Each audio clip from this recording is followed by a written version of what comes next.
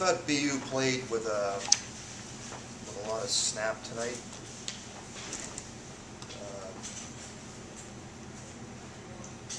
And I thought we played well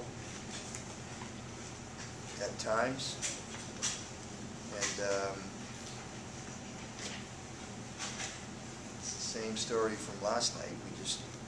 You can't give BU 10 power plays.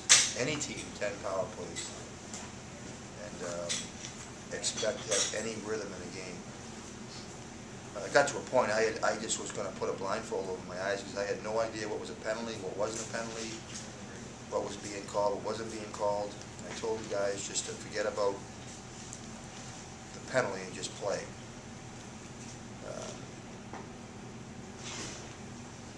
You know, the fourth goal was a tough goal because you know, to fight back from 3-1 and to get a lucky bounce to make it 3-2, and you know, it hit a couple pipes dead on. You know, you think maybe it's not your night, but that was just a botched play on a clean win in the D zone that the BU forwards ended up capitalizing on.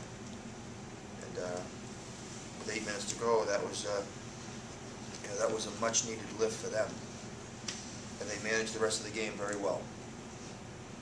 Did a good job. So. Credit goes to BU. Questions?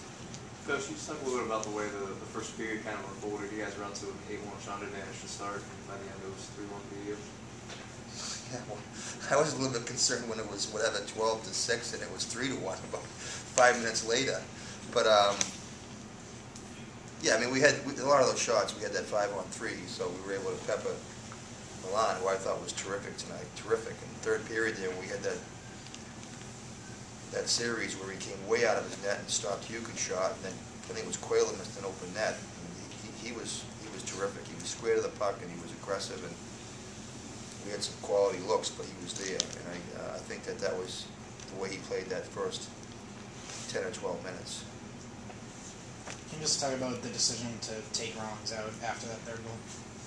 What would you do when the shot's a 6 or 3 and you're down 3-1? I mean, I know he had. You know, he's a smart kid. He's his own critic. He was deep in his net. You know, in the third one, where the kid rolled around the net and beat him far side glove. I think they might have been all far side glove, but he was just deep in his net. And when he's not out of his net aggressive like Milan was, his biggest advantage, which is his size, becomes a disadvantage because he gets dropped and he doesn't move well laterally once he gets set in that position.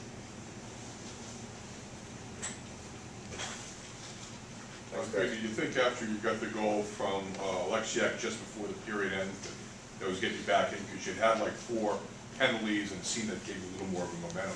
There's no doubt about it. You know, I honestly thought that was a real fortunate way to end the period. I mean, we had killed the penalties, and they were full kills, so there was 8 minutes of penalties over like a 12-minute stretch. And to get that goal, you could see it. It energized our bench, and it's kind of like a double whammy because when you kill 4 power plays in a 12-minute stretch and then you get a goal, it's a pretty, you know, it just really injects some believability in your ability to win the game. And I actually thought we were on that path. I mean, we had some quality chances and made it too, but like I said, Milan was really good, and then again we started taking penalties in the third, and that just, you know, people see like a penalty. Well, you killed the penalty, but the problem on the bench is if you only have 6 killers.